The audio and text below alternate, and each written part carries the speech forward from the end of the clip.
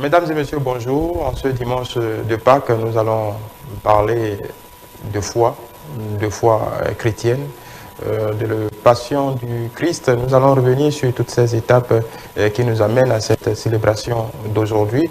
Et nous avons l'honneur et le plaisir de recevoir sur le plateau de dimanche C'est politique. Une fois n'est pas coutume, on ne parlera pas de politique, quand bien même le message adossé à cette fête certainement universelle pour tout le monde. Nous recevons ce matin le Père Rodrigue Bédinou, directeur de l'école d'initiation idéologique, directeur de l'école d'initiation théologique et pastorale. Avec lui, nous allons essayer d'en savoir un peu plus, d'apprendre un peu plus sur le sens véritable de cette célébration. Mon Père, bonjour. Bonjour, monsieur le journaliste. Joyeuse Pâques. Joyeuse Pâques à vous, joyeuse Pâques à toutes celles et à tous ceux qui nous regardent. Et Pâques dans nos cœurs, dans nos maisons, pour notre pays et pour notre monde. Voilà. Vous avez, il y a quelques semaines de cela, récemment sorti un livre intitulé « Vivre mieux la semaine sainte, Pâques, cœur de la foi chrétienne ». Avant de revenir spécifiquement sur les séquences de ce bouquin, j'ai presque envie de vous demander pourquoi Pâques, cœur de la foi chrétienne. J'ai envie de m'attarder sur ce groupe de mots avant pour lancer cet entretien. Oui, parce que si Christ n'est pas ressuscité, vaine est notre foi, vaine est notre espérance. La foi chrétienne trouve son fondement dans le mystère pascal. Pâques constitue alors non seulement la source, mais le sommet de toute la vie chrétienne, de telle sorte que tout ce que nous vivons par rapport à la foi chrétienne est concentré dans le mystère de Pâques.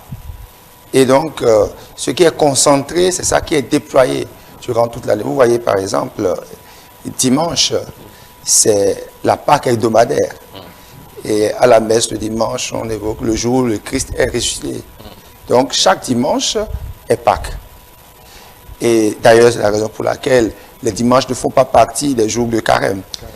Et chaque Eucharistie, où s'actualise le mystère de notre rédemption, où s'opère ce mystère de notre rédemption, est aussi Pâques. Est aussi Pâques, donc la célébration de ce mystère. Donc c'est un mystère central. Pâques, c'est le cœur de la foi chrétienne. Et tout ce qui est vécu trouve son fondement dans ce mystère de Pâques, où l'amour a été jusqu'au bout, et l'amour a vaincu, où le don de soi et devient quand même un paradigme essentiel de notre vie chrétienne parce que le Christ s'est donné et il nous a donné son corps et son sang, il s'est donné, il s'est abandonné totalement et il nous a tout pardonné. Vous parlez de tout le cheminement qui nous a amené là. Est-ce qu'on peut revenir là-dessus très spécifiquement? Pourquoi cet ordonnancement? On a d'abord on a le jeûne, à proprement dit. Après, on a les rameaux, on rentre dans la semaine sainte, on a la passion du Christ, on arrive à Pâques. J'espère que je l'ai dit grossièrement. Oui, Pâques est tellement central que ce mystère est précédé de 40 jours de carême. Le jeûne fait partie du carême comme un des éléments du carême. Parce que le carême est constitué, disons, de 3 dispositions essentielles. Le jeûne, c'est-à-dire la pénitence, la prière et le partage, ce que certains appellent les 3 P. Voyez, donc la pénitence, c'est simplement notre capacité de sortir de nous-mêmes pour aller vers le Seigneur et laisser le Seigneur nous purifier. La prière, c'est notre manière de vivre la relation avec le Seigneur. Et le partage, sortir de nous-mêmes pour aller vers les autres. Voyez. Et 40 jours évoquent les 40 ans où le peuple d'Israël a traversé le désert. 40 jours évoquent les 40 jours de Jésus au désert, avant son ministère public. Alors, ces 40 jours nous préparent fondamentalement à vivre la Pâque est un passage, puisque la Pâque chrétienne s'enracine dans la Pâque juive. Et donc, il y a un passage, un passage de notre moi à Dieu, un passage d'un moi isolé aux autres. Donc, la Pâque, c'est une ouverture à Dieu, une ouverture vers les autres. Et donc, le passage par aussi la mort, parce que ce qui est central dans le mystère pascal, et cela sera vécu à travers les diverses célébrations, c'est le baptême et l'Eucharistie, dont nous trouvons déjà la préfiguration dans le côté transpercé du Christ, d'où jaillit le sang et l'eau, le sang qui évoque l'Eucharistie, l'eau qui évoque le baptême. Et alors, dans la nuit de Pâques, dans la veillée pascale,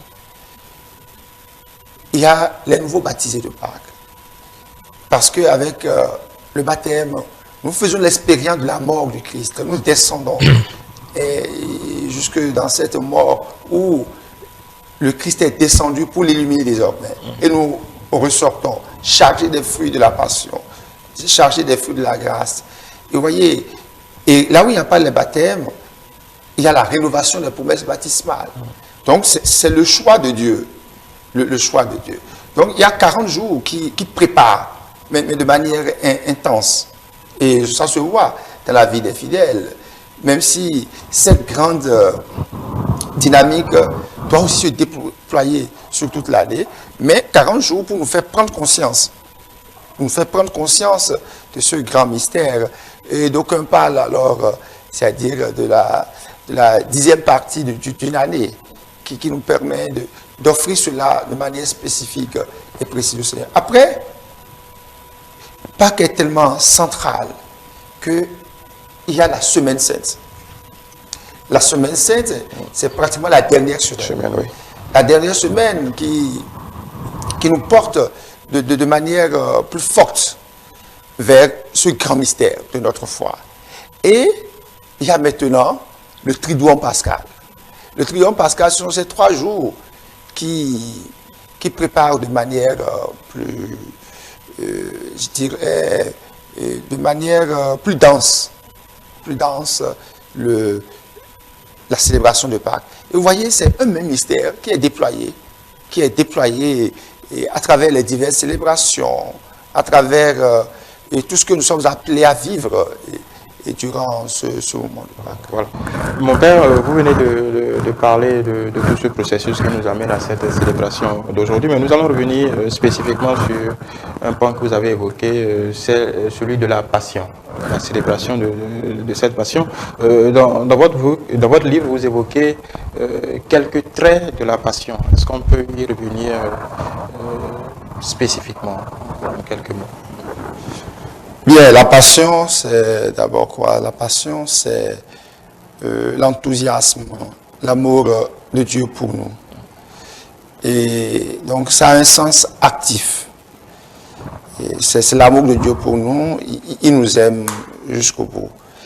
Et en même temps, cette passion devient une souffrance subie. Donc, la passion a un côté objectif et un côté subjectif, c'est-à-dire une passion subie. Et parce qu'il nous aime, il a tout accepté pour nous. Voilà, en parlant de traits de la passion, si on peut s'arrêter quelque peu sur, par exemple, le refus de la conscience de Pilate. Oui. Voilà, Pilate constitue quand même un personnage assez clair et de ce procès du Christ. Là, le premier élément, c'est que Pilate était intimement convaincu qu'il n'y avait aucun motif de condamnation dans le Christ. Il était intimement convaincu. Il l'a dit plusieurs fois et je ne trouve en lui aucun motif de condamnation. Mieux, sa femme lui a dit qu'elle aurait eu un songe la veille et que c'était un innocent. Donc, il y a déjà là la voix de la conscience au niveau intérieur, mais en même temps au niveau extérieur. Sa femme qui lui dit, mais cet homme-là est innocent. Et il a tenté de libérer Jésus. Mais face bruit de la foule, face, c'est-à-dire à la, disons, la méchanceté de cette foule, et surtout quand on lui a dit, mais si tu le libères, tu n'es plus l'empereur. Alors, son pouvoir est en jeu. Son pouvoir étant en jeu, et il condamne Jésus, sachant bien que c'est un innocent. Ouais. Et alors, la passion est bien actuelle, dans plusieurs cas. Et quand l'enjeu devient le pouvoir, les positions, et ce qu'ont les intérêts, est-ce que nous sommes capables de suivre la voie de la conscience qui nous indique fais le bien, évite le mal, qui nous indique de manière intime et quelquefois même à l'extérieur de nous, qui nous indique que celui-ci ou celle-ci est un innocent, qu'il faut libérer. Alors, quand nous refusons cette libération, c'est nous qui nous enchaînons. Il aura tenté de s'en laver les mains, mais la conscience n'est pas purifiée par des gestes extérieurs. La conscience est purifiée par un retournement. Et alors, je parle de l'actualité de la passion pour nous tous, à quelques positions que nous nous trouvons, pour les responsables politiques et administratifs, au niveau religieux, à tous les niveaux, que chaque fois que nous voulons agir, nous devons nous poser la question de savoir à quoi se réfère notre action. À la vérité ou à nos intérêts. Toutes les fois où nous allons taire la vérité pour sauvegarder des positionnements, pour pouvoir avoir quelque intérêt, pour le pouvoir et sauvegarder notre pouvoir, nous sommes de nouveaux Pilates. Nous sommes de nouveaux Pilates. Alors, il y a l'autre séquence que tout le monde a en tête, on en rit, ça, c'est, non pas qu'on en rit, mais c'est connu de beaucoup de monde, c'est cette trahison de Judas. Ça, peut-être, c'est la séquence peut-être la plus partagée, la plus usitée de cette passion du Christ. Quel est le message à ce niveau? La trahison de Judas, c'est d'abord un drame. Un drame, et le Seigneur a tout fait pour éclairer la conscience de Judas. Mais Judas était aveuglé. Il a bien dit, malheur celui par qui le Fils de l'homme est livré. Malheur à cette personne-là. Et pourtant, Judas était aveuglé. Et quelque part, on a dit qu'il aimait l'argent. Il aimait l'argent. Voilà. Et parce qu'il aimait l'argent l'a aveuglé, l'aveuglement de la conscience. Et cet aveuglement nous empêche d'écouter des voix extérieures. Ouais. Cet aveuglement nous enferme en nous-mêmes. Et ce qui est beau là encore, vous voyez, Jésus lui a donné la bouchée. Quand Jésus lui donne cette bouchée, dans la tradition juive, cette bouchée se donne à l'invité d'honneur. Et au moment de la trahison, quand il vient, il trafique un geste d'amour, il donne un baiser au Fils de l'homme. Et Jésus lui dit, c'est par un baiser que tu livres le Fils de l'homme. Donc, la capacité de trafiquer les gestes nobles. Mais Jésus lui dit, mon ami, fais ce que tu as à faire. Cela veut dire quoi? Cela veut dire que, même au cœur de la déperdition, au cœur de nos échecs, au cœur de ce que nous pouvons faire qui nous éloigne de Dieu, Dieu est toujours ouvert à nous, mon ami. C'est-à-dire la réponse du Seigneur est cet amour qui lui est toujours offert. Et vous voyez, inconditionnel qui lui est toujours offert. Et quelque part on dira, mais voilà, quand Judas a pris la bouchée, il est sorti et il fait nuit. Donc il a quitté la lumière de la conscience, la lumière qu'est le Christ, cette lumière qui luira dans la nuit de Pâques. Il quitte cette lumière pour entrer dans les ténèbres, dans l'opacité. Et vous voyez tout ce qui se fait dans la nuit, dans les ténèbres. Et cela n'est ni pour le bien de soi, ni pour le bien des autres. Et un autre élément relatif à Judas, c'est que cette trahison a quelques liens avec le reniement de Pierre, qui était pourtant un ami. Quand on parle du refus de la conscience de Pilate, de la trahison de Judas, le reniement de Pierre, on est toujours dans le champ de la conscience. Oui, on est toujours dans le champ de la conscience parce que, vous voyez, ils ont pratiquement posé les mêmes dégâts. Ils ont commis les mêmes dégâts. Ils ont trahi, les deux ont trahi. Puisque Pierre va refuser, je ne le connais pas. Et 3 fois. Mais là encore, il y a un signe. Le Christ lui avait dit, Pierre comptait sur ses propres forces. Toutes les fois, nous penserons compter sur nos propres forces pour nous sauver.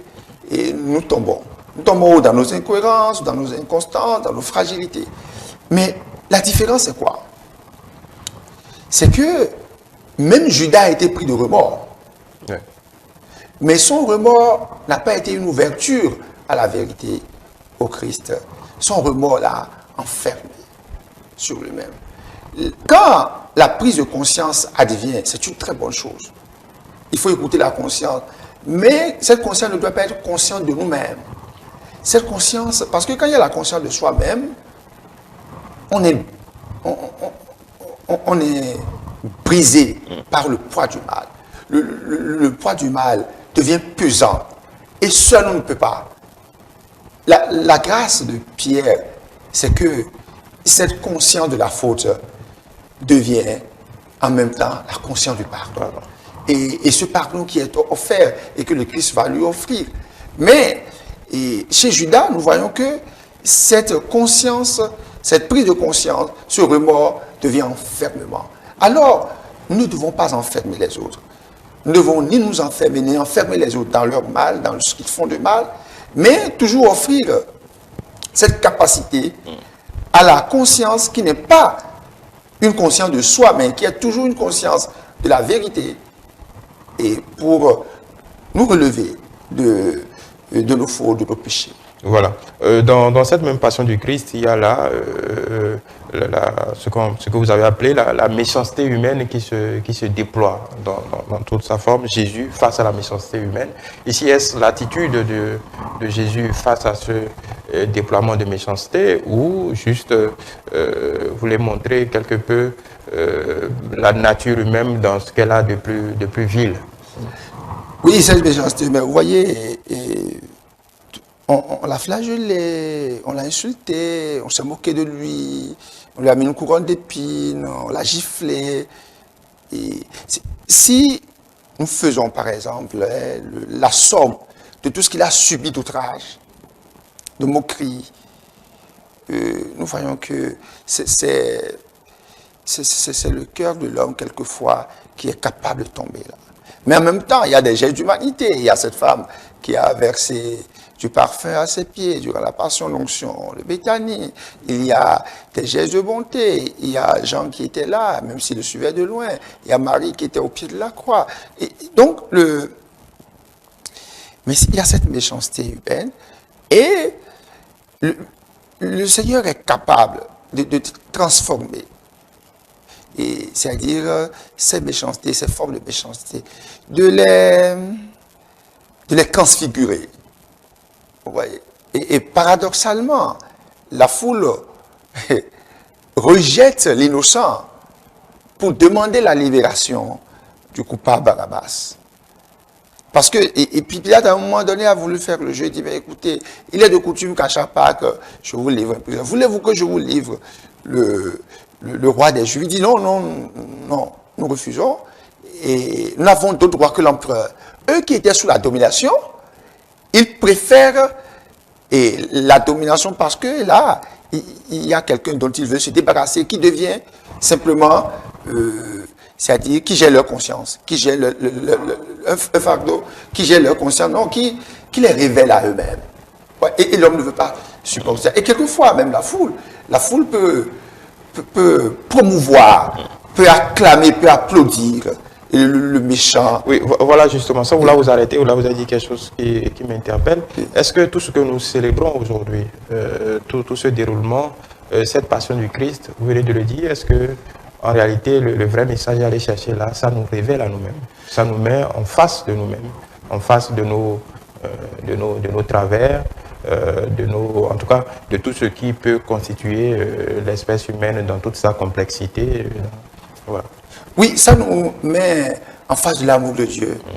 Et quand nous expérimentons cet amour de Dieu, nous prenons conscience des intrigues, des défis de notre vie non seulement individuelle, mais de notre vie communautaire. C'est en cela que, et j'ai voulu prendre l'angle de la conscience, qui a une facture assez politique, comme jeu de la société. Et donc, vivre la passion du Christ nous renvoie à nous-mêmes. Et voilà, et ça me rappelle, comment appelle-t-on, ce poème que un grand homme avait évoqué à la conférence des forces vives sur la conscience. La conscience. Quand dans un peuple, il n'y a plus la conscience, quand dans un peuple, il n'y a plus des hommes et des femmes de conscience, capables de dire où se situe la vérité, ce peuple va vers la dégénérescence. Et nous avons besoin, pour nos chrétiens et pour tous les hommes, au regard de cette passion, dont je vois la grande actualité, nous avons besoin de revenir, de recourir à la conscience. La conscience ne se joue pas dans les intérêts. Et les intérêts sont toujours passagers. La conscience, c'est la vérité. Et il n'y a que la vérité qui sauve. Il n'y a que la vérité qui soit capable de nous aider à nous développer. Est-ce que vous avez jamais rencontré un homme qui vous dise, s'il est bien structuré, qui vous dise, mens-moi un peu? Non. Même le menteur exige de l'autre la vérité. Dis-moi la vérité. Parce que l'homme est un être pour la vérité. Comme individu, mais comme société, comme famille. Et donc, c'est cette passion du Christ, ce mystère de Pâques, interpelle non seulement les chrétiens, mais tout homme.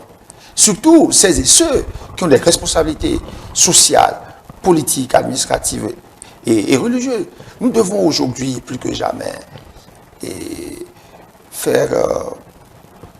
savoir recourir à la conscience. Non comme conscience de nous, non comme le jeu des intérêts, mais alors la conscience comme le recours à la vérité et laisser cette vérité illuminer les ombres, les pénombres de notre vie et de notre existence communautaire. Voilà, puisqu'on est dans le champ de la communauté, vous n'êtes pas seulement un berger, vous n'êtes pas seulement un enseignant, vous n'êtes pas seulement un guide du peuple de Dieu.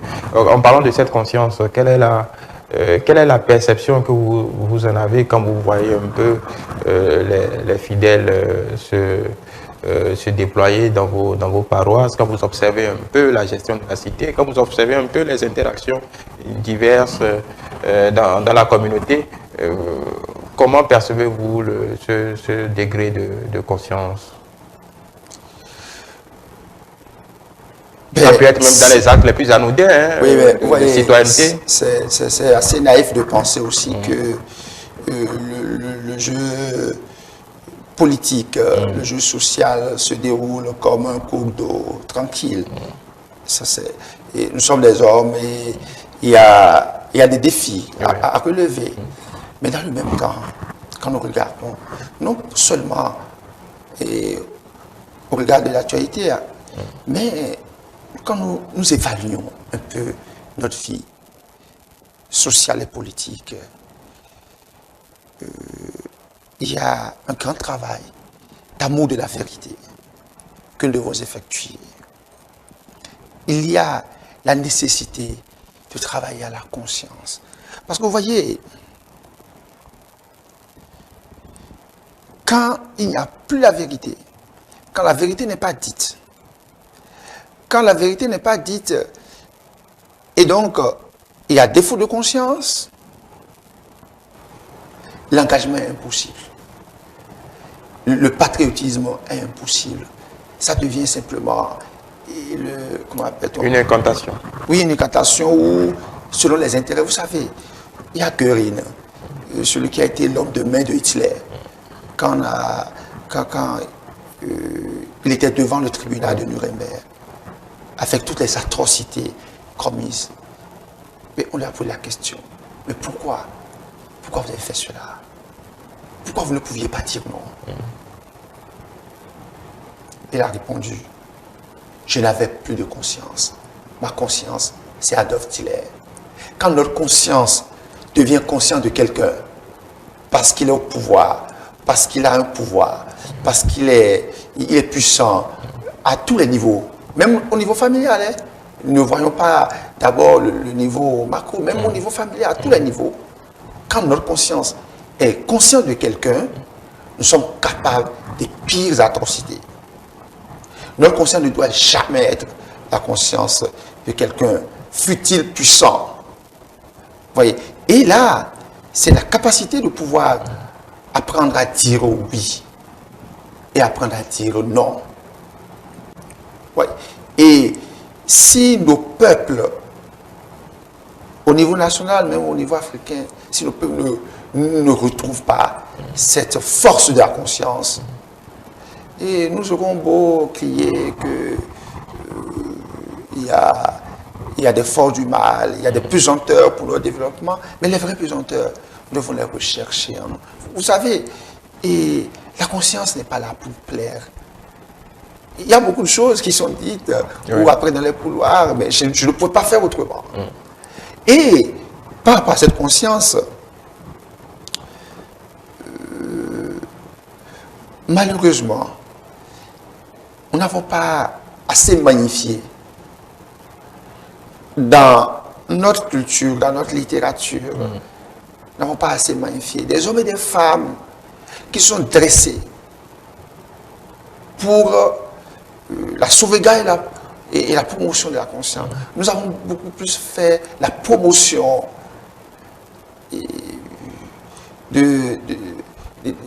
c'est-à-dire des habiles, des gens qui cherchent leurs intérêts. Vous voyez, la promotion au niveau individuel comme au niveau national. Ouais. Alors, et regardez par exemple Antigone, de Jeanne ou de Sophocle. Antigone, son frère Polynice et son oncle Créon qui était le roi des terres. Alors, Polynice s'est rebellé contre le royaume. Et finalement, elle a été tuée. Et pour montrer que ça ne se fait pas, Créon dit, on ne doit pas donner la sépulture à Polynice. Et quiconque oserait s'approcher de Polynice pour lui donner la sépulture, cette personne est passible de mort. Il faut laisser son corps au vautour. Alors, de nuit, Antigone creuse, une jeune fille de 12 ans, creuse pour enterrer son frère Polynice. Quand elle est surprise par le roi Créon, mais que fais-tu là? N'as-tu pas appris mon arrêté, ce décret? N'as-tu pas su qu'il y a cette loi? Et elle a répondu, il y a des lois non écrites et elles obligent. Et les lois non écrites sont plus fortes que les lois écrites. Et bien vous voyez, et même dans l'ordonnancement sociopolitique, même juridique, il y a l'objection de conscience. Évidemment. Et l'objection de conscience. Parce que c'est en suivant ma conscience que je suis en paix avec moi-même. Oui, d'accord. Avant qu'on aille plus loin, là, on oppose qu'on oppose. Vous dites, si je vous suis, qu'on aurait dû, qu'on devrait mettre ces hommes et ces femmes de conscience aussi, pour ainsi m'exprimer, on devrait les mettre plus, les ériger plus en modèle pour la société, pour en faire la promotion. En face, il y a les habiles, ceux qui sont collés à leur intérêt. Mais j'ai envie de vous demander, est-ce que l'intérêt tel que vous le dites est forcément... j'ai quelque peu l'impression que vous le dites de façon péjorative. Est-ce qu'un intérêt est forcément négatif? Un homme qui poursuit ses intérêts immédiats, est-ce forcément condamnable? Est-ce que c'est forcément antinomique à la conscience? Je ne sais pas si vous me suivez. Et poursuivre ses intérêts au détriment de l'intérêt. Oui, là c'est plus spécifique. Premier élément. Deuxième élément, poursuivre ses intérêts et sans les règles de l'éthique, là aussi, c'est aller contre la conscience. Quand je parle des hommes et des femmes qui sont mus par les intérêts, c'est pas du tout à leur actif, être mus par ses intérêts. Non, nous ne pouvons pas être mus. Ceux qui font grandir les peuples sont des hommes et des femmes qui ne sont pas mus par leurs intérêts, mais qui travaillent à l'intérêt de tous. Parce que quand vous travaillez à l'intérêt de tous, votre intérêt est inclus. Votre intérêt... Et prenons les grands hommes qui ont fait avancer nos peuples. Prenez une Rosa Parks. Son combat a ouvert la voie à la reconnaissance des droits civiques des Noirs. Si elle recherchait seulement son intérêt, c'est-à-dire ce qui est pour moi, ce qui me sécurise, voilà. Et ce qui tue l'engagement. L'engagement, c'est la recherche de son intérêt, ce qui est pour moi, ce qui me sécurise. Et il y a un contrat social. Ouais. Quand la maison de ton frère est en feu, c'est pas parce que le feu n'a pas encore atteint la tienne que tu ne dois pas aller. Ouais. Et c'est-à-dire t'engager. Vous voyez, je vais donner une phrase quand même assez symbolique, assez forte. Vous voyez, Aristote et Platon, et en lien avec la conscience, Aristote et Platon. Et Aristote dit ceci, Platon est son maître, il dit, Platon m'est cher, mais la vérité m'est plus chère. Si vous voulez, je donne la phrase même en latin, amicus Plato, sed magis amica veritas. Platon m'est cher. Et nous pouvons décliner cela sur tous les plans. Tel responsable religieux, tel responsable social, tel responsable politique, tel responsable administratif, à tous les niveaux, m'est cher. Mais la vérité m'est plus chère. Ça veut dire quoi? Quand j'ai à choisir entre la vérité, c'est-à-dire la conscience, qui est ouverture à cette vérité, et le soutien à quelqu'un, fut-il puissant, pour mon bonheur et le bonheur de tous, je choisis la vérité. Et quand un peuple n'est pas capable de magnifier, de valoriser ces hommes et ces femmes qui ont été des témoins de vérité et de conscience, quand un peuple n'est pas capable de cela, c'est la déliquescence. C'est-à-dire que le peuple en lui-même tue l'engagement et il n'y a pas de développement sans engagement. Nous allons peut-être évoluer un tout petit peu en revenant sur un pan de ce long processus. Le chemin de croix. Oui. Le chemin de croix. Le chemin de croix, c'est on va dire, c'est d'abord un drame entre griffes, tel que on peut le concevoir. Mais quel en est réellement, quel sens les chrétiens qui y sont très attachés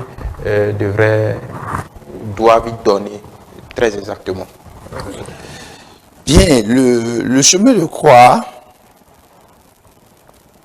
est une dévotion venue très tardivement, vers le XIIIe siècle, comme ça, mais qui vient aussi de la passion du Christ, parce que le nombre des stations qui a varié selon les temps, tout ça. Une petite explication historique. Pourquoi c'est en fonction de l'évolution du dogme? Non, il n'y a pas d'évolution du dogme. C'est d'abord une dévotion, et cette dévotion se base sur les Saintes Écritures. Bon, donc chacun peut déterminer les stations au regard du récit de la passion du Christ. Et le chemin de croix nous permet simplement de suivre le Christ. Lui-même s'est présenté comme le chemin, la voie.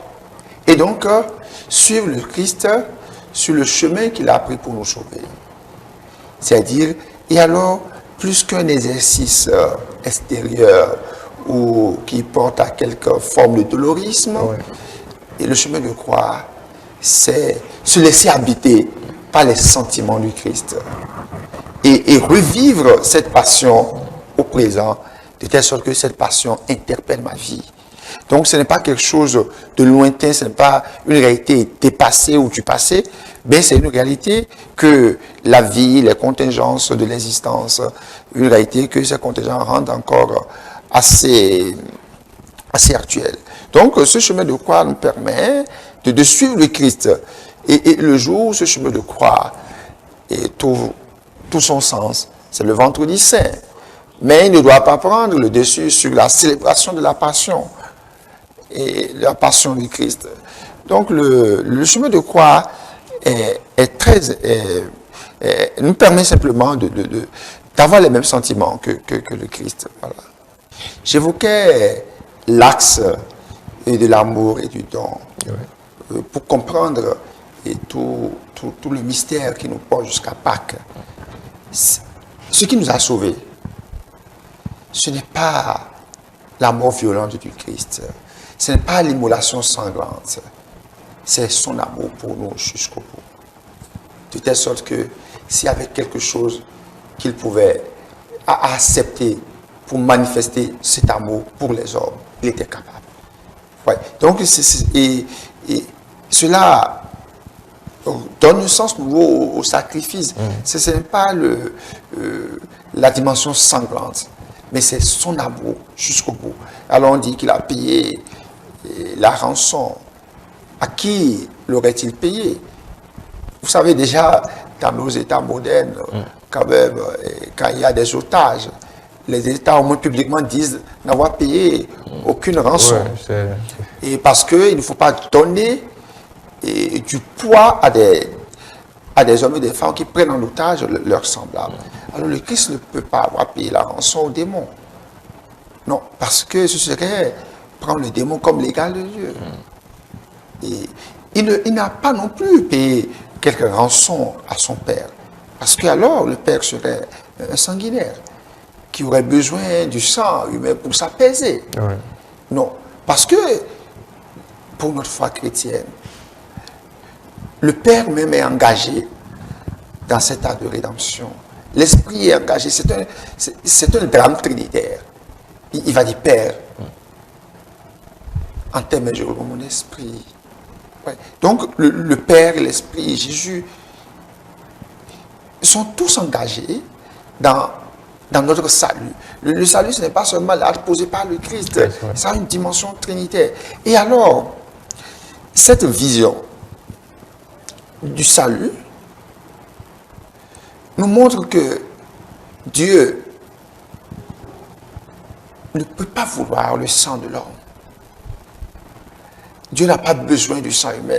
Ce Dieu qui, par exemple, se vend du sang humain parce qu'on ne lui aurait pas rendu des sacrifices, mais ce Dieu ne mérite pas d'être adoré. Il est un sanguinaire. Et dans le chant de l'exultet de Pâques, nous disons, pour libérer l'esclave, il a livré le Fils. Alors, Dieu n'exerce pas la violence sur les hommes. Il prend plutôt cette violence des hommes sur lui-même et nous sauve de la violence. Le Christ, manifestant aux hommes son amour et son obéissance au Père, jusqu'au bout, a rencontré la méchanceté humaine.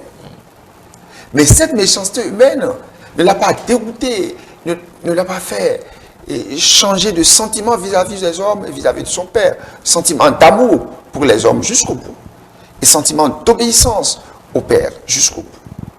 Ouais. Donc, les formes de dolorisme et puis diverses perspectives qui magnifient un Dieu qui aimerait le sang et qui aurait besoin d'un sang pour être calme, pour s'apaiser, pour pardonner aux hommes. C'est une conception qui ne respecte pas non seulement la vérité de la foi chrétienne, mais qui ne respecte pas la transcendance de Dieu. Oui, est-ce que vous êtes sûr que cette grande communauté de chrétiens, les fidèles, perçoivent réellement cette, disons, clarification que vous faites, qu'il ne faille pas s'enfermer dans un carcan de dolorisme pour voir ses péchés, pour espérer voir ses péchés être expiés? Oui, c'est l'une des perspectives de mon ouvrage, pour montrer simplement que nous devons passer des rites au mystère. Ce n'est pas la multiplication des rites, mais c'est l'entrée dans un mystère. Et l'entrée dans le mystère nécessite une meilleure compréhension des rites et de leur ordonnancement. D'accord, donc ce n'est pas accessible à tout le monde. C'est accessible à tout le monde, d'autant plus que c'est écrit dans un livre. Oui, c'est accessible à tout le monde, d'autant plus que ce n'est pas une vérité cachée. Et il suffit de s'informer. Vous savez, malheureusement, on dit les Africains que si vous voulez cacher quelque chose à un Africain, il faut le mettre dans un livre. C'est pas une boutade, c'est une réalité. Oui. Et vous voyez, non, la foi chrétienne a toujours coordonné l'axe foi et l'axe raison. Ouais. Et c'est un défi. Oui. Aujourd'hui, vous voyez, il y a l'école d'initiation théologique et pastorale. Ouais. C'est un défi d'une foi d'une foi qui se comprenne. Voilà. Et j'ai dit, je crois pour comprendre et je comprends pour croire. C'est-à-dire que la raison n'est pas l'ennemi de la foi. Au contraire, la foi aide même la raison à se surpasser. Et donc, nous ne pouvons pas en rester à une foi élémentaire. J'aime à dire que la foi élémentaire finit toujours par être une foi alimentaire.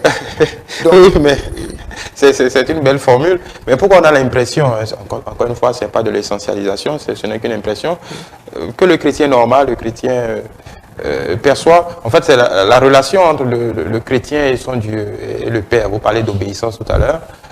On a parfois l'impression qu'on va au-delà de l'obéissance. Il faut faire peut-être pénitence à un certain degré. Là, on est même en parlant de la passion du Christ, le chemin de croix. Disons, il y a une sorte de... cette relation avec le Père, comme vous le dites, n'est pas aussi libre. Il y a des sacrifices à consentir pour que, encore une fois, le Père puisse jeter un regard bienveillant sur nous, au-delà même de la grâce de Dieu. Pourquoi, d'après vous, beaucoup de chrétiens sont enfermés dans les anglo-saxons parleraient de trade-off, disons, d'échange, je ne dirais pas d'échange de bons procédés, mais je fais ci, je me prive, je fais pénitence, je dois faire ci, je dois faire ça. Et quand j'aurai fait tout ça, je peux espérer que Dieu... Je ne vais pas revenir sur, disons, l'image que beaucoup se font du paradis. Il faut faire ça parce que le lien avec le péché, et ainsi de suite. Parce que ce que vous nous expliquez là est assez clair, assez inspirant. Mais ce que je voulais pointer du doigt en parlant d'accessibilité à ce discours, c'est l'écart parfois entre ce que vous nous explicitez ce matin et la pratique quotidienne des chrétiens, encore une fois, sans vouloir essentialiser. Vous voyez, la vie de foi est un parcours. Et ce parcours a une certaine croissance. Il doit avoir une croissance. Je vous donne un exemple. Vous voyez, dans les Écritures, le fils prodigue qui est parti avec les biens du père, qui a tué même le père de manière symbolique, puisque demander l'héritage du vivant et de quelqu'un, c'est tuer cette personne. Alors, et l'aîné qui était là, qui est resté dans la maison, il a tout fait, il fait tout ce que le père lui a dit. Mais le fils prodigue, il est revenu à la maison. Et l'aîné s'est fâché, il est resté dehors. Qui a été sauvé? C'est le fils. Mais alors, quand je parle de cette relation à Dieu, d'entrer dans ce mystère, cela n'évacue ni les rites, ni la pénitence. Ouais. J'avais parlé tout à l'heure, j'avais parlé plus haut, par exemple, de la pénitence comme et notre sortie de nous-mêmes. Alors, dès lors que je fais l'expérience de cet amour de Dieu, et je fais tout pour correspondre à cet amour. Pour correspondre à cet amour, et, prenons l'exemple de nos moments. Qu'elle porte la vie. Oui. À cause de cette vie, que de sacrifices, que de choses à ne pas manger, que d'attention à avoir pour ceci, pour ça, pour la vie qu'elle porte. Alors, quand on prend conscience que ce Dieu est la vie, que ce Dieu est amour, que ce Dieu nous aime, voilà, et on fait cette expérience, on cherche à coopérer à cette grâce. Ce n'est pas l'inverse. Parce que, et puis, l'inverse est venu d'où? Et l'inverse peut être venu aussi d'une certaine spiritualité culturelle de nos cultures, où il faut faire beaucoup de sacrifices pour que les dieux nous entendent et soient favorables à nous. Non, nous sommes appelés à aller bien au-delà de cette conscience. Et il y a donc ces traits qu'on peut remarquer. Et donc, c'est la responsabilité des pasteurs. Et ces pasteurs le font de manière très admirable. C'est la responsabilité des pasteurs de pouvoir aider le Dieu à faire des passages. Vous voyez, la fête de Pâques, c'est quoi? C'est un passage. Donc, chaque année, et je vous avoue, et je l'ai écrit, vous voyez dans mon livre ici, j'ai dit, vivre mieux la semaine sainte. Je n'en ai jamais autant mesuré l'unité, l'intensité, la beauté et la portée, la grandeur et la profondeur. Et pourtant, comme chrétien et comme prêtre, j'ai déjà participé à tant de célébrations de ces jours très saints. Comme prêtre, j'ai déjà célébré plusieurs veillées de Pâques, plusieurs semaines saintes. Et pourtant, je n'avais jamais saisi autant l'acuité, autant la portée de ces mystères, de ces jours saints. Cela veut dire quoi? Cela veut dire que la foi est appelée à grandir. Et la foi n'est pas, c'est comme un talent que le Seigneur nous confie. C'est une grâce que nous recevons. Mais cette grâce, il ne faut pas regarder ça comme un objet de musée. Et donc à grandir, non. Mais nous sommes appelés à croître. Et donc notre connaissance ou notre conscience de Dieu grandit avec notre entrée dans son mystère. Et le mystère de Dieu est insondable. Le mystère du Dieu est insondable. Alors, je voulais m'appesantir quelque peu sur le message de cette Pâques-ci. Le message seulement à l'endroit des chrétiens, mais en dehors, parce que vous l'avez évoqué dans cet entretien, c'est un message aussi universel. On a parlé de conscience, la conscience parle à tout le monde. Quel est le message spécifique qu'un chrétien, d'abord en parlant des chrétiens, devrait ressortir de cette célébration de Pâques? Bien, Pâques, c'est la fête du don. Et ce don, nous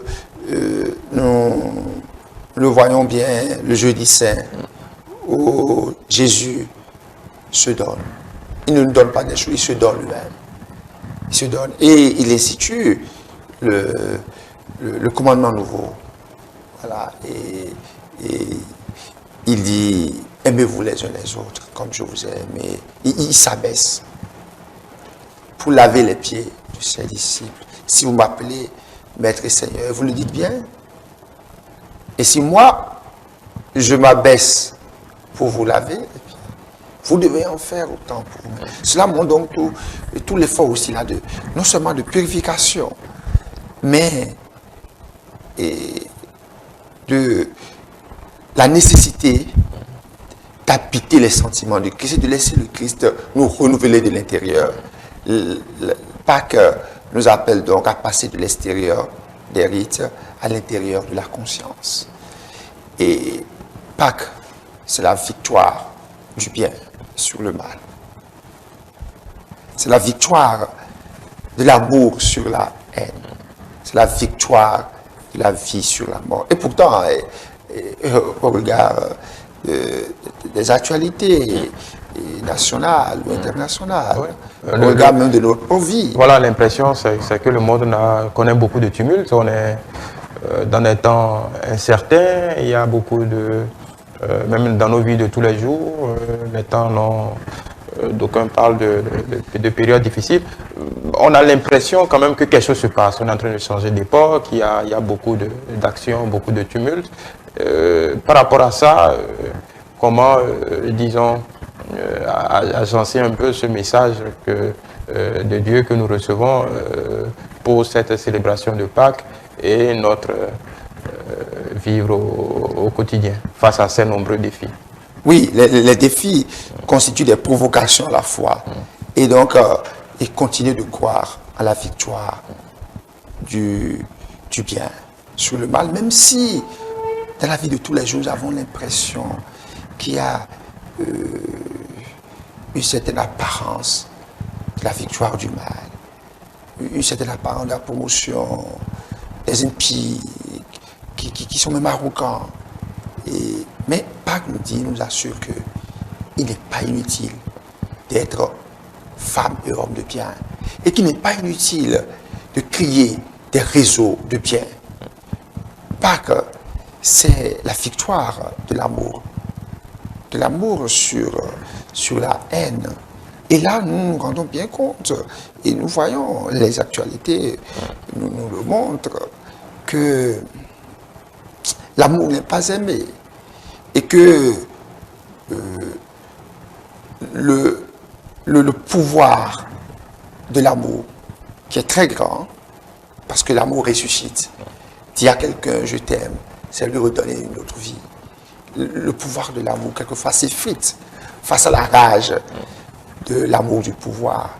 L'amour du pouvoir pour lequel on se bat et on abat. L'amour du pouvoir pour lequel on se tue et on tue. Mais Pâques nous dit quoi? Pâques nous dit que seul l'amour est digne de foi. Que l'amour ne passera jamais. Et que Dieu est amour. Et vous voyez, et quand on nous perd à l'actualité internationale, et il y a le bruit des armes. Il y a le spectre des armes nucléaires, comme un boomerang, qui plane sur la tête de nous tous, et même de ceux qui les ont. Oui. Cela veut dire quoi? Cela veut dire que l'amour du pouvoir est fragile. Et vous voyez, alors qu'il y a cette grande menace, et tout le monde essaie de dire, prédit des temps apocalyptiques, est-ce qu'il n'y aura pas recours aux armes nucléaires ou non, tout ça. Mais il y a aussi la diplomatie qui est à l'œuvre. Qui est agissante. Et il y a plus d'actes de diplomatie que d'actes de belligérance. Cela veut dire quoi? On est donc convaincu que la peine n'advient pas par les armes. On est donc convaincu que tôt ou tard, il faudra s'asseoir et se parler. Alors, mais pourquoi ne pas le faire plus tôt? Et aller d'abord. Tôt ou tard, les armes n'ont jamais réglé le problème des hommes. Oui, je vous pose la question, puisque ça, c'est des questions que tous les profanes se posent. Mais bon, l'homme de Dieu répond quoi? Quoi? Pourquoi ne pas se... Parce que c'est l'aveuglement du cœur de l'homme. L'argent nous aveugle. Le pouvoir nous aveugle à tous les niveaux. Et c'est pour cela qu'il faut aujourd'hui plus que jamais une cure de désintoxication du pouvoir. Il faut revoir notre sens au niveau national, au niveau culturel, notre sens du pouvoir. Le pouvoir comme service et non le pouvoir comme se servir ou à servir les autres. Le pouvoir comme service. Vous voyez? Et je n'ai pas une vue angélique de la sphère politique. Non, c'est difficile. Et d'ailleurs, le vendredi saint, nous avons prié pour tous les gens, puisque le Christ est mort pour tous les gens. Nous avons prié pour les responsabilités, les responsables politiques et administratifs, pour qu'ils aient qui savent utiliser le pouvoir que le peuple... Moi, je réfléchis en ces derniers temps, je dis, mais pourquoi? On dit le peuple est souverain. Ouais. Et le peuple confie son pouvoir, donc sa souveraineté, à quelqu'un pour qu'il l'exerce En son nom. En son nom et pour nous tous. Et nous voyons après que ces personnes méprisent le peuple, que ces personnes, au nom de quelque idéologie, pour préserver leur pouvoir comme Pilate, sont capables de tout. Le pouvoir en fout. Et donc, voyez, Pâques nous dit simplement que... Est-ce que ce que vous venez de décrire n'est pas un peu trop simpliste? Parce que Dans quel sens? Oui, nous sommes dans un, on va dire, si nous prenons le cas de notre pays ou d'autres, nous sommes en démocratie représentative. Le cas d'école est simple, ce qui se passe en France en ce moment. On a un gouvernement qui a été élu bon à mal an, on a un président dont d'aucuns doutent de la légitimité, mais qui est élu, qui n'a pas mal la majorité à l'Assemblée nationale, qui fait passer une loi qui est désapprouvée, on va dire, si on en croit les sondages, par bon nombre des citoyens, qui déferlent dans la rue et qui disent, écoutez, le pouvoir c'est au peuple, nous ne voulons pas de cette réforme, donc il faut nous écouter. Le président qui dit, non, écoutez, les institutions ont été élues, toutes ces personnes au jeu de la démocratie représentative sont représentatives du peuple. La légitimité, la foule n'est pas la foule n'est pas la légitimité. La foule n'a pas la légitimité autant que les institutions démocratiques légalement constituées. Donc là, on a, peut-être ça pose le vrai problème dont vous parlez. On a ce peuple qui détient le pouvoir, comme on le dit en démocratie. Dans le même temps, il a délégué ses pouvoirs à ses représentants. Et ces représentants disent, écoutez, il faut qu'on fasse, disons, le processus tel que c'est décrit dans nos tests. Donc du coup, on a ce que d'aucuns appellent un conflit de légitimité entre les deux. C'est pourquoi je dis, est-ce que c'est pas un peu trop simpliste de dire, oui, voilà, tel a été élu, et puis bon, au-delà des questions spécifiques de mandat, de telles décisions qui fassent, telles décisions qui sont à rebrousse-poil de l'opinion publique, ce qu'on élit, elles tentent d'exercer simplement le mandat qu'on leur a confié. Non, ce n'est pas du tout simpliste. Vous voyez, moi je ne maîtrise pas la politique française. Si nous parlons de la politique de chez nous, je oui, parlez de la politique. Mais attendez, la politique française, c'est un régime, je crois, semi-présidentiel, non? Bien, comment ils appellent ça? Un régime présidentiel, oui. Mais non, c'est-à-dire il y a un premier ministre. À dominance, on va dire parlementaire. Parlementaire, très bien. Alors, ben, il y a un passage en force avec le 49.3. Qui est prévu dans la Constitution. Mais ce n'est pas tout ce qui est prévu qui favorise la cohésion sociale. Ouais. Tôt ou tard, même si vous passez en force, vous êtes obligé à recourir au dialogue. Tôt ou tard. Et nous l'avons expérimenté même ici. Tôt ou tard. C'est-à-dire que les réformes PAF, forceps, on dit non bien. Oui, au forceps. Au forceps, finissent toujours par le dialogue. Parce que vous avez besoin de la paix sociale, de la cohésion sociale, pour mettre en branle, pour déployer, pour dérouler votre programme. Vous savez, ça ne sert à rien d'être à éteindre le feu tout le temps. Ça, c'est le premier niveau. Le deuxième niveau, la démocratie est en crise un peu partout. Partout, oui. Et cela dépend de quoi? Cela dépend de la facture des hommes. Nous devons travailler, je reviens sur la conscience. Voilà, nous devons travailler. Et nous sommes sevrés d'engagement. Parce que chez nous ici, l'engagement, c'était quoi? L'engagement, je vais dire, avec tout le respect que j'ai pour les hommes politiques, était motivé par l'argent et non pas des convictions fortes. Et dès lors que, je ne sais pas, et les robinets se tarissent.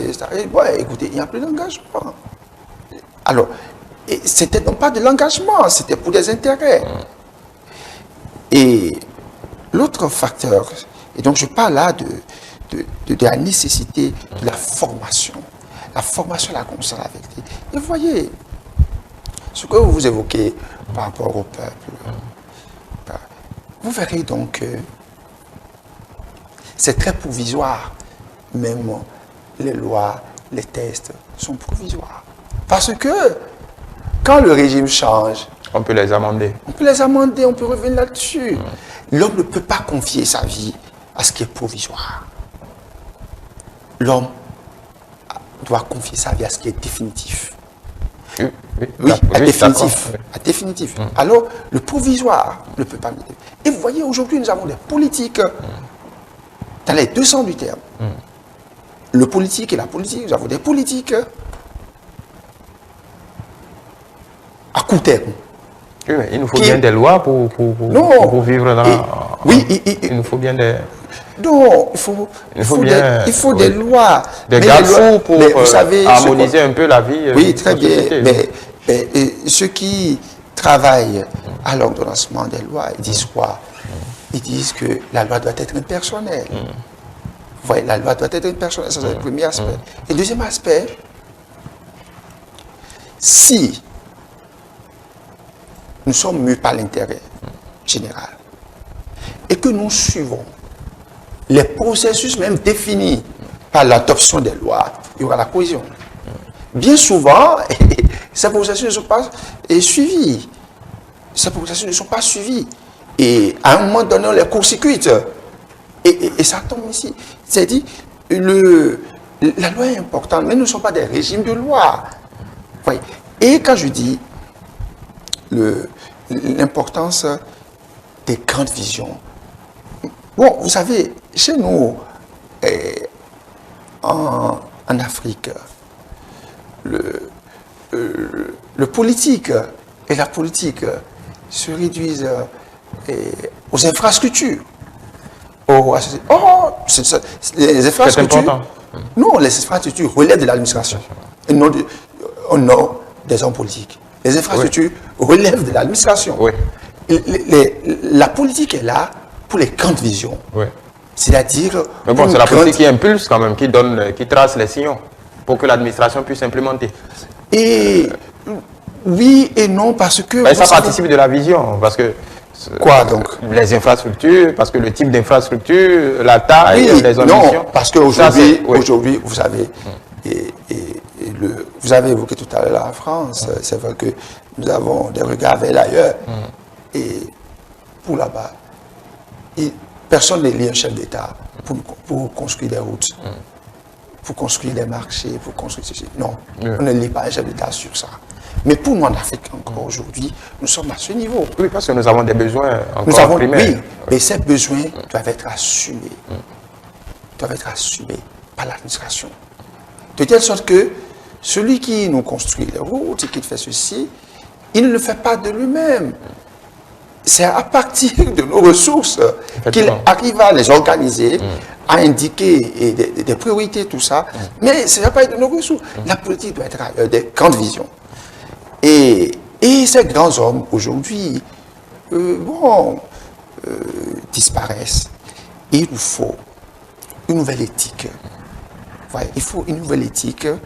Et je reviens toujours à cette question de la formation de la conscience. De la formation de la conscience. C'est la conscience qui fait les grands. Et à côté de la formation de la conscience, pour ceux qui nous regardent, nous, au Bénin, il faut le sens de l'histoire. Ouais, malheureusement, aujourd'hui, si on suit les actualités, tout est historique. Oui. Même des choses qui sont passées, et c'est historique. Et l'information aujourd'hui ne dure que le temps où vous l'avez écouté. Ouais. Demain, il y a d'autres informations. Tout devient... Non, le sens de l'histoire. On avait demandé à un roi de France, je ne sais plus si c'est Napoléon qui ou Louis XIV, je ne sais plus. Et le précepteur lui avait demandé, qu'est-ce que tu dois enseigner? Qu'est-ce qu'il devait enseigner à son fils? Il dit, il faut lui enseigner l'histoire. L'histoire. Et nous manquons de mémoire et du sens de l'histoire. Ouais. Il nous faut, et puis parce que la mémoire, la conscience et la vérité déterminent les hommes. Et tout cela nous permet de mieux... J'avais dit tout à l'heure que je n'ai pas du tout une vue très angélique. Ouais. Il y a des forces Mais les lois, les institutions permettent même que ces forces en jeu puissent, comment appelle-t-on, puissent s'exercer dans la liberté. Et je parle de la vérité. Vous voyez, je dis, Platon m'est cher, mais la vérité m'est plus chère. Alors, disons, aujourd'hui, non, dans pratiquement tous les pays, il y a deux forces souvent. Il y a ceux qui sont au pouvoir, celui qui est au pouvoir et l'opposition. Mais dans la dynamique de la vérité, même si je suis opposant, et que le pouvoir en place fait quelque chose de bien, je dois être capable de dire ça c'est bien, même si nous ne sommes pas d'accord. Platon m'est cher, mais la vérité m'est plus chère. Si je suis de la mouvance et qu'il y a des pépites d'or dans l'opposition, je dois être capable d'aller les chercher. Je dois être capable de dire c'est bien. Parce que Platon m'est cher, la vérité m'est plus chère. Nous devons donc être capables d'aller au-delà des idéologies. Être capables d'aller au-delà des idéologies. Et il n'y a plus quelquefois, il n'y a plus des hommes et des femmes de conscience. Parce que, après vous entendez les gens dire, mais je ne pouvais pas faire autrement. Et c'est là où on dit, et vous voyez comment quelquefois on peut combiner pour des hommes et des femmes que nous avons élus, quelquefois on peut même confisquer leur capacité d'autodétermination parce qu'on n'est pas sûr qu'ils puissent voter. Et non. Et on ne peut pas être loyal si on fait abstraction de la vérité. Il n'y a pas de loyauté sans vérité. Sans vérité. Ce que vous décrivez comme, si je peux le résumer ainsi, une crise de conscience, est-ce qu'elle ne provient pas aussi d'une crise de foi? Est-ce que les deux ne sont pas liés? Oui, la crise de conscience peut provenir d'une crise de foi, elle peut provenir aussi d'une crise de l'éducation familiale. Vous voyez, c'est dans les familles que les premières leçons de la vie, de l'honnêteté. Aujourd'hui, nous enseignons à nos enfants quoi? On enseignait vers un père, là, le père Étienne Sauve, père à son âme, qui écrivait dans une page de la Croix du Bénin. Et nous enseignons aujourd'hui à nos enfants. Il y a Bibi, qui peut rimer avec une certaine forme de ruse. Il faut enseigner aujourd'hui le tutor, le comportement. Vous voyez? Et nous l'avons vu de manière dramatique ici. Vous voyez, des gens, ils sont capables de passer ici, de passer là, et sans coloration.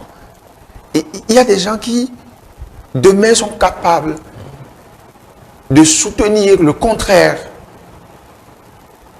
de ce pourquoi ils avaient même, c'est-à-dire... ils s'étaient engagés. Ils s'étaient engagés, même, et ce pourquoi ils ont même sacrifié d'autres. Ils sont capables de soutenir le contraire. Mais notre peuple doit être assez éveillé. C'est une responsabilité collective, y compris celle de l'Église, parce que ça n'a pas toujours été comme ça, ce que vous décrivez. Aujourd'hui, la famille qui est capitale aux yeux de l'Église, à divers points de vue, en dehors de ce que vous venez de décrire, on peut voir quand même qu'il y a une certaine, comment on appelle, un certain détricotage des valeurs familiales. On voit, l'actualité nous l'enseigne. Si on s'arrête quelque peu, on aurait comme l'impression que tous les jeunes de Cotonou, du Bénin sont devenus des arnaqueurs, puisqu'on les arrête tout le temps. C'est tellement aussi avec la complicité des familles. Donc, ce que vous décrivez n'est pas apparu du jour au lendemain. C'est un processus de déliquescence, même s'il ne faut pas jeter tout le monde dans le même panier. Quelle est la responsabilité de l'Église? Encore une fois, c'est une responsabilité collective. Les familles, d'accord, l'école, donc l'autorité, les autorités politico-administratives. J'ai envie de vous demander, et vous? L'Église est une république des consciences, donc l'Église travaille sur les consciences. Et nous devons travailler encore davantage. Vous voyez. Mais ce qui est paradoxal, c'est que Et quelquefois on dit, c'est la responsabilité de l'Église. Non. Attendez, c'est la responsabilité de l'Église. Mais dans le cas où nous disons, mais écoutez, on ne peut pas, c'est-à-dire, on ne peut pas canoniser ainsi l'avortement. On dit non, vous n'avez pas le droit de dire des choses comme ça c'est votre vision, ça c'est pas sur la société. Vous voyez, ça veut dire quoi? Et mais ceux qui ont fait ça sont des croyants aussi. Quand vous dites canoniser l'avortement... Quand il dit canoniser, c'est-à-dire déterminer des conditions dans lesquelles il est légitime de tuer. Ça, c'est le dogme. Ce n'est pas le dogme, même dans nos cultures. Il n'y a aucune religion, ce n'est pas au niveau chrétien, même dans nos cultures. Donc, je vous amène sur ce terrain. Et ceux qui ont voté sont des chrétiens, sont des hommes de religion qui ont voté ça. Voyez. Donc, moi, je dis simplement que on aurait pu voter plutôt cette loi et que peut-être qu'ils ne seraient pas là à voter ça. C'est assez expéditif. Non, ce n'est pas expéditif. C'est pour dire qu'on ne règle pas les problèmes de société à petit prix et au mépris des valeurs. Quelquefois, l'idéal est difficile. Voilà.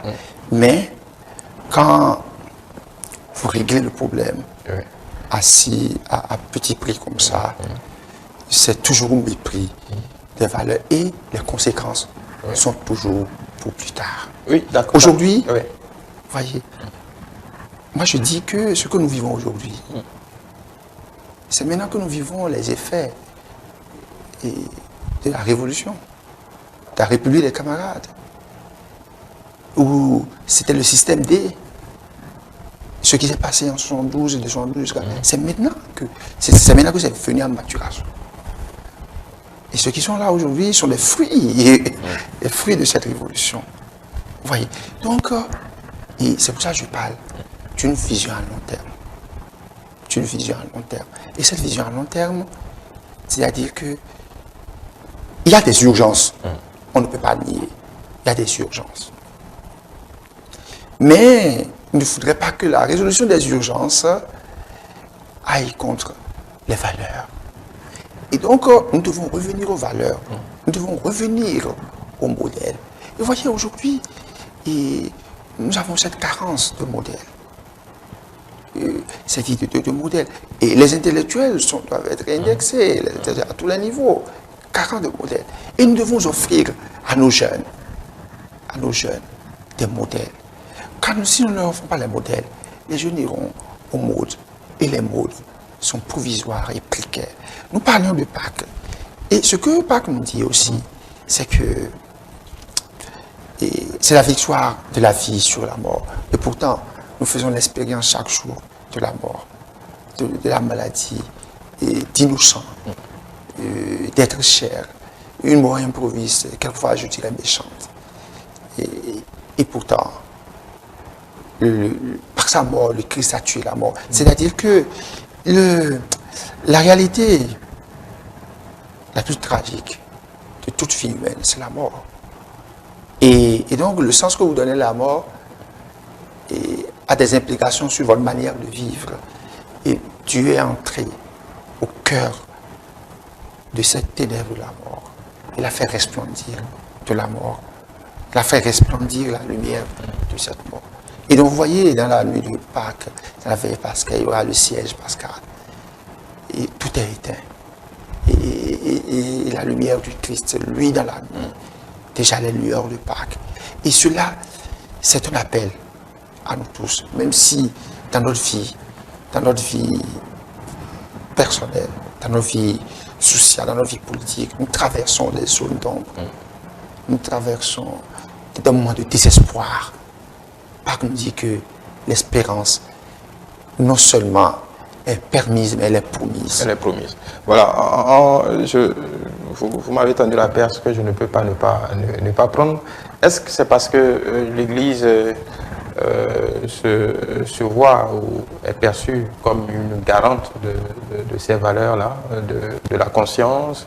Cela que parfois, il y a, vous évoquiez cette séquence de la loi sur l'avortement tout à l'heure. Est-ce que c'est parce que l'Église se sent investie de cette mission de redorer, on va dire, en tout cas de réinstaller ou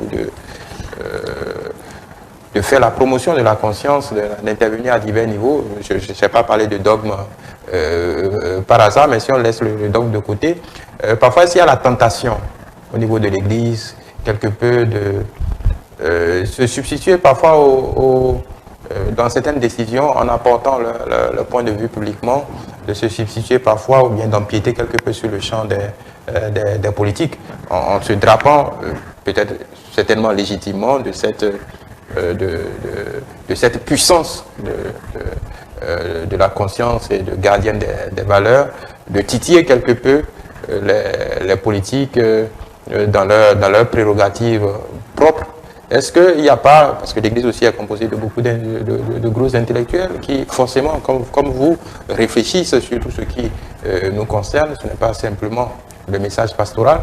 Est-ce qu'il n'y a pas cette tentation qui tend parfois à brouiller les pistes, parce que l'Église, quand même, préempte une grande communauté, et quand l'Église dit, c'est que beaucoup de gens suivent.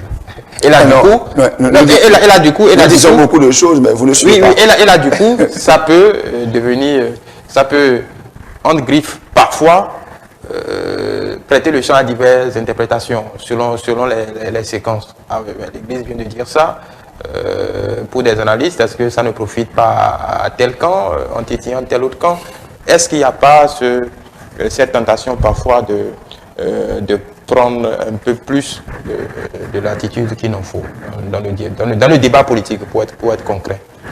Donnez un exemple, parce que là, je ne vois pas clairement ce que vous dites.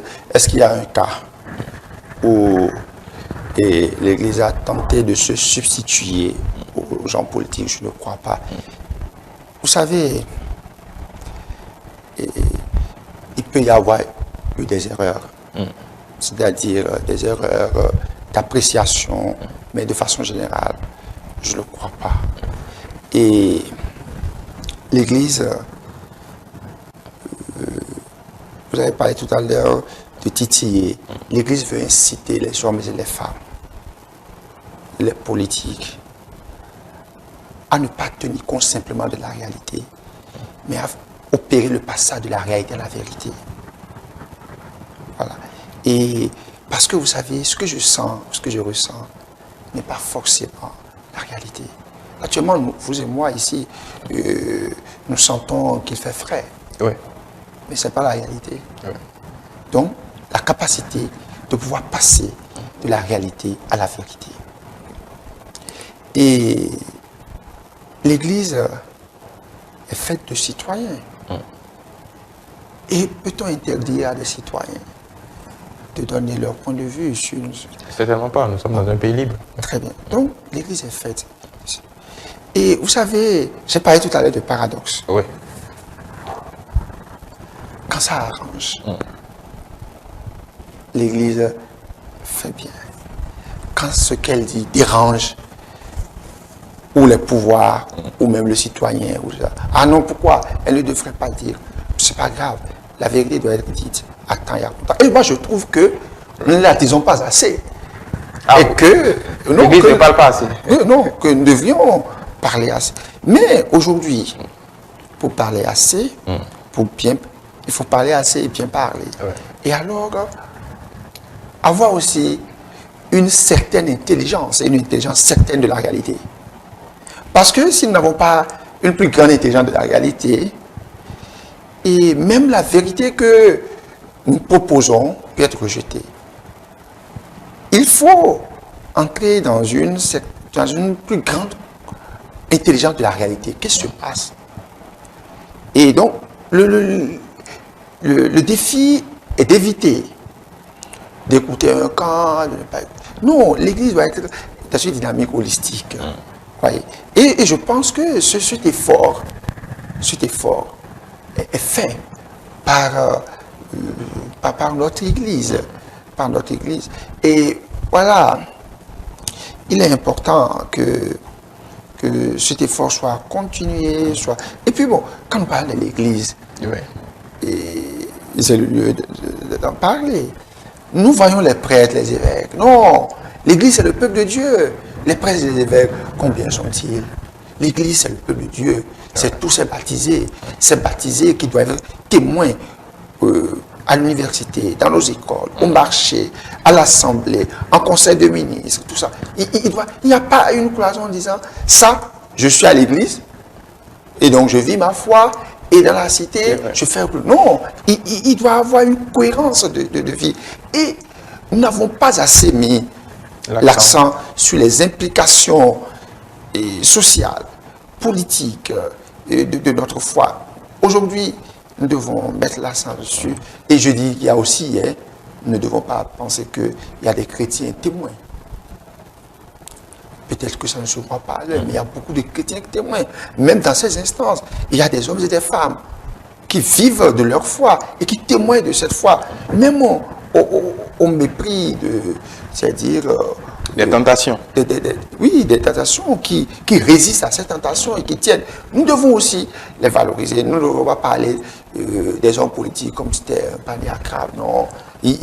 Moi, de plus en plus, quand j'y pense, je dis, mais ils ont besoin de notre affection. Ils ont besoin de nos prières. Ils ont besoin de notre vérité. De votre vérité. Même si, quelquefois, ils pensent... Ils y font un choix sélectif. Oui, ils pensent se dérober à cette vérité. Oui. Merci beaucoup, Père Rodrigue Bédinou. On a presque fini. Peut-être sur un message dimanche de Pâques, un message spécial à nos téléspectateurs. Ben, Christ est ressuscité, il est mort pour nous tous. La rédemption est acquise à nous tous.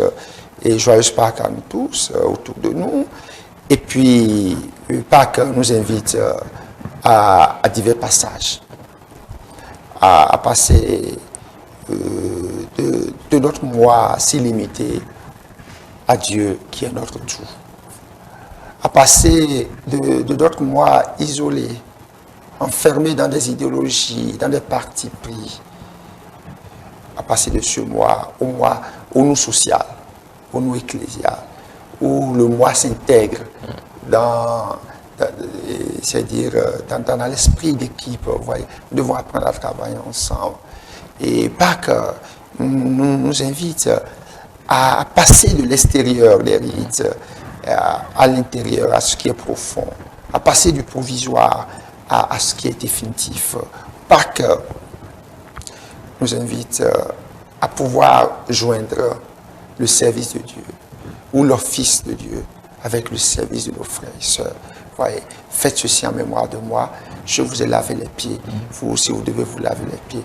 Pâques, donc, nous appelle à sortir de nos individualismes, de nos égoïsmes, pour une vie d'ensemble. Donc, Pâques n'est pas seulement pour les chrétiens. Et d'ailleurs, vous savez, les 3 points sur lesquels j'ai voulu mettre l'accent, et par exemple, la victoire du bien, la victoire de l'amour et la victoire de la vie. Cela interpelle tous les hommes.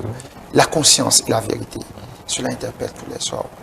Et si à tous les chrétiens qui célèbrent Pâques, joyeuse Pâques, à tous les hommes et à toutes les femmes de bonne volonté et qui ont à cœur le bien de notre pays, de notre Afrique, de notre monde.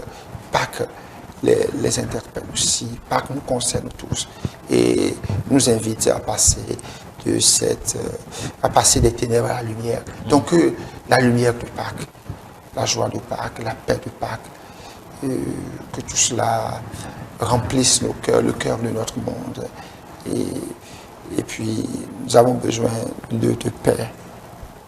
Et la lumière de Pâques illumine donc la route, le parcours de la vie, les odyssées de nos histoires. Merci beaucoup, Père Rodrigue Bédinou. Merci de nous avoir consacré du temps. Merci à vous et c'était un plaisir. On espère vous retrouver très bientôt. De Pâques, on est passé à la politique. À la politique. Donc c'est aussi dimanche, c'est politique. Dimanche, c'est politique. Merci à vous. Merci. Merci de nous avoir suivis. À très vite pour d'autres développements.